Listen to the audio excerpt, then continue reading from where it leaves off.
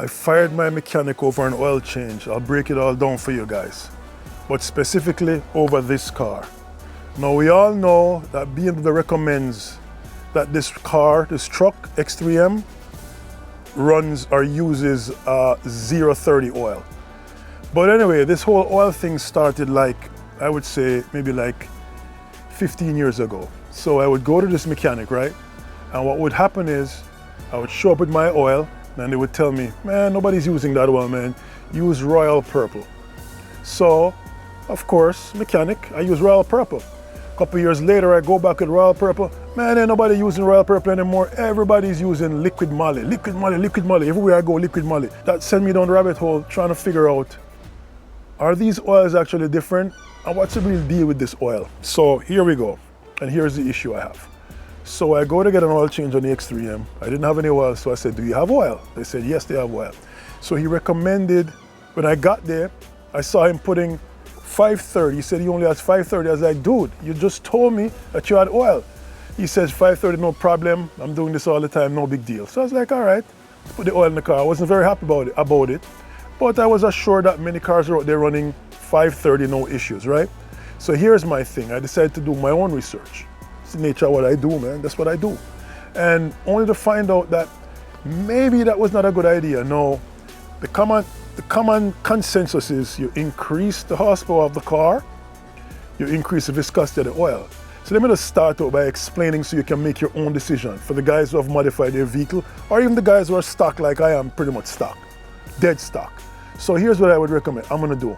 I am gonna first explain what an oil is supposed to do and what the 0W-30 actually means. Everybody thinks they know, but they know, but just know the basics of it. So I'm gonna go a little bit deeper. So here we go. The 0 is your base oil when it's cold or, you know, room temperature, right? That's how thin the oil is. So just imagine this, get a picture in your head. Cooking oil, very thin, right? Cooking oil, baby oil, thin, right? That would be your base oil.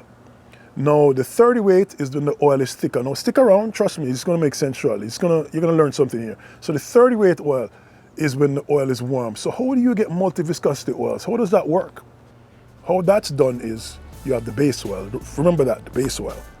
To get the oil thicker, they add modifiers in there, viscosity modifiers. Those are polymers they put in the oil that when they heat up, they expand. And that's how you get the oil to get a 30 weight oil that gives your car protection when it's warm. You know, that extra protection, especially when you modify the car. So when oil is hot, viscosity increases, and that's how you have a multi-viscosity oil. Are all oils equal? No, they are not.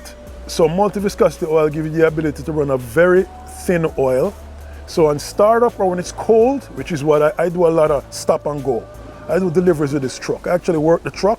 So for me, a thin oil, which is why I was kind of upset because he knows what I do with the vehicle. This is not like once in a while where this car, I start and stop this car almost 60 times a day. So I need my oil to be thin, and especially, oh my God, it's windy, in the winter time, which is at the time that's when I was changing the oil. So by recommending 5W-30, I was not very happy about it. Now, if you have a BMW, by now you should know that BMW are known for having rod bearing issues or clearance issues. So we know that these cars have clearance issues. The tolerance on these vehicles are extremely tight, so you want a thin oil.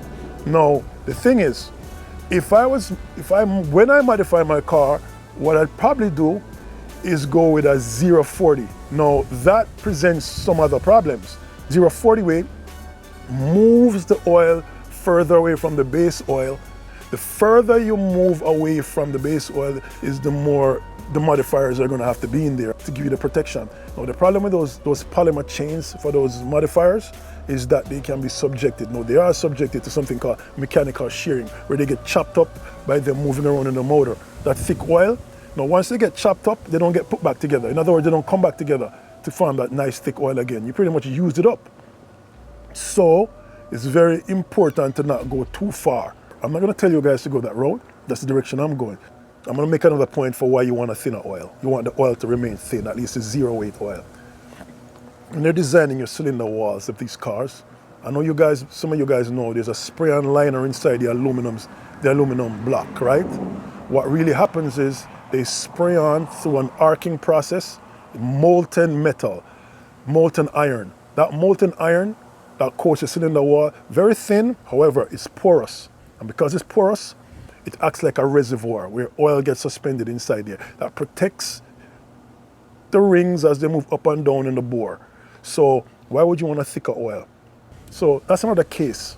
Obviously, you want to make sure your rod bearings are protected, all right? So the thinner oil, it lubricates a lot quicker. Now the case for a 530, a thicker oil, if you put a thicker oil in your car, you're going to create more drag. That drag, obviously, is going to create more friction, so you're going to have the engine run a little bit hotter, right? You might not get as much lubrication as you want also. But on the high power applications, obviously that would give you some protections, which is actually a good thing. So you guys gonna have to decide what you want to run in your car to protect your car, because you're taking the car out of spec. And by the way, something that a lot of people don't know, is people don't know that this pump, the oil pump in the car, is both a mechanical and an electronic oil pump. How does that work? Well, the oil pump is actually driven by the timing chain. It spins at the same speed based on the RPM. But I mean same speed is whatever RPM you're at, that's how much you're gonna get out of the pump. Now, how tuners are able to increase the oil pressure is because of the electronic portion of it. There's actually a valve that opens to let oil in the oil pump, which then obviously, you know, there's some parasitic drag from that, but it does increase the oil pressure. So by modifying the opening of that valve, you're actually injecting more oil into the car, which is why you hear tuners sometimes say they increase the oil pressure. That's pretty much how that's done. But you're never going to change the speed at which the oil pump turns, because that's driven obviously by the timing chain. And by the way, let me just break down, oils are different. Oils can actually release horsepower, believe it or not, because here's a thing that most people don't talk about, the detergents in oils. I'm going to tell you guys, very important that you use a top tier oil. Now the oil I use, I'm going to reveal at the end of the video. I've seen the studies, I've seen the tests, and there's a lot of things that oil can actually, your oil can actually increase your horsepower. That's because those detergents in the oil, because they're metals, if you have any blow by your piston rings, what could end up happening is those things could be the spark that cause pre-ignition. Common detergents, calcium, potassium, sodium, those are common detergents that are actually in the oil. In the case, and by the way, those are all metals. Yes, calcium is actually a metal. It's actually an alkaline earth metal. I'm going to speak about the calcium that's actually in the oil. That is meant to help dissipate or neutralize acidic buildup in the oil, and that does happen. How does that happen? I'll tell you how. During the combustion process, there's some moisture, water, vapor, and stuff being formed, and that goes in the oil. Once that goes in the oil, it starts to create like an acidic buildup, and that's where the detergents come into play. They actually neutralize it.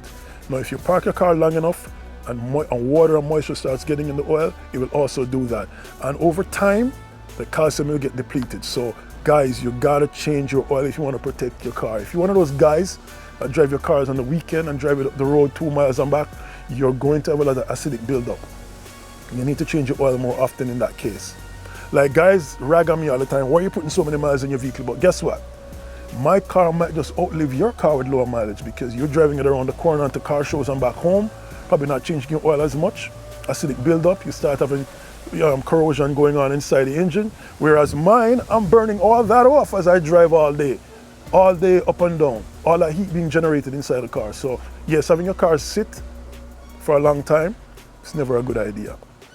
But yes, those are just some of the things I wanted to talk to you guys about. So okay guys, in conclusion, I do not want anyone putting 530 oil in my car at all. I'll go with a 0W-30. When I do modify my car, that's the direction I'm gonna go. You do what you want.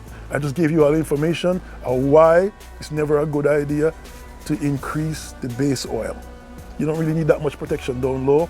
The only drawback to going the direction I'm going, as I said before, is the mechanical shearing from the modifiers, those polymers called viscosity modifiers. They can get chopped up, so you just change your oil more often. That's just my opinion on it. So the question is, what protection could I possibly need when the car is cold? Remember, base oil, 0. I don't need any protection. I don't care if your car makes 1,000 horsepower. What protection could you possibly need at cold temperatures. You're not supposed to be driving the car really aggressively at cold temperatures anyway. So I don't really see the need for it. That's just my opinion. Look, man, I'm no oil expert. I'm just giving you the information. You guys do what you need to do to protect your car. But I know nobody can put a 530 weight in my car ever again.